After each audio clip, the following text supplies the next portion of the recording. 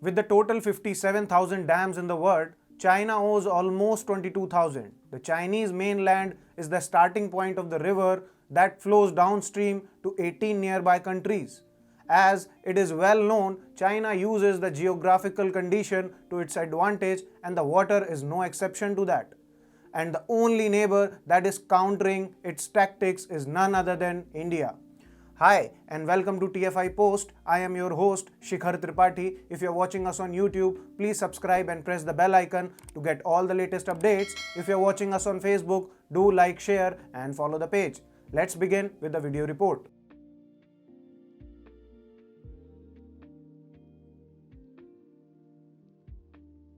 India is planning to construct Arunachal Pradesh's largest hydel project.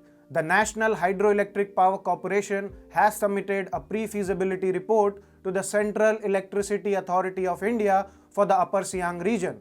The dam project proposes the electric capability of 11,000 megawatt on the Subhasini River, that is the tributary of the Brahmaputra River. According to the reports, the main reason for the project is to primarily counter China. The hydel power is simply a byproduct. China is building several hydropower plants on Sangpo, which flows to Arunachal Pradesh as Siang and further into Assam as Brahmaputra. The most recent is a 60 gigawatt dam that is being constructed in the Midong region near the Indian border in Arunachal Pradesh. China is projecting it as a move towards decarbonization and a step to achieve its NDC. The dam is being constructed on a river Subhasini. The large reservoir is to be constructed by India in case the large amount of water is diverted by China. The reservoir will be huge and will be able to fulfill the need of Arunachal Pradesh and its irrigation requirements. The Brahmaputra River's importance can be understood by the fact that it accounts for 30% of freshwater resources and 40% of the total hydroelectric capacity of the country. The Subhasini Dam will have the capacity to store almost 9 million cubic meter of water.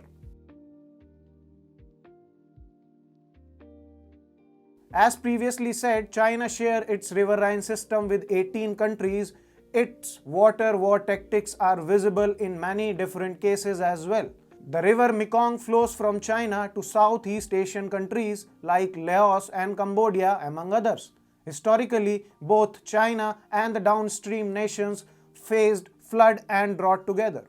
But suddenly, the lower basin of the Mekong River suffered escalating dryness. During his visit to Laos, China's foreign minister stated that China is also experiencing arid conditions. But the situation was totally different back in Tibet, as the satellite images proved that there was no drought-like condition in Tibet.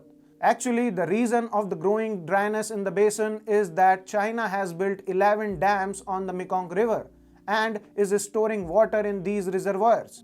Although there is a Mekong River Commission regarding the member nations' dam building proposal, but China, being only the dialogue partner, has no obligation towards the commission. As a result of the Mekong issue, 94,000 hectares of rice fields are affected by the lack of fresh water, leading to a saltwater intrusion. Around 60 million people of lower basin are affected by it. The first instance of China using water as a weapon against India came just after the Doklam standoff in 2017. China refused to share hydrological data from the Brahmaputra River, which resulted in flood in Assam. China is also planning to build another dam on the Lhasa River, which is also tributary of the Brahmaputra River. India has applied a different approach to Pakistan when it comes to the Indus River, and the Prime Minister Modi knows that it is not going to work with China. That is why the government is taking crucial steps that not only counter China but also strengthen the Indian hold on borders. Although the steps are defensive in approach, they are offensive in action against China. And as a result, they will give China the perception that India is not like the other 17 countries and it should stop weaponizing the water against India.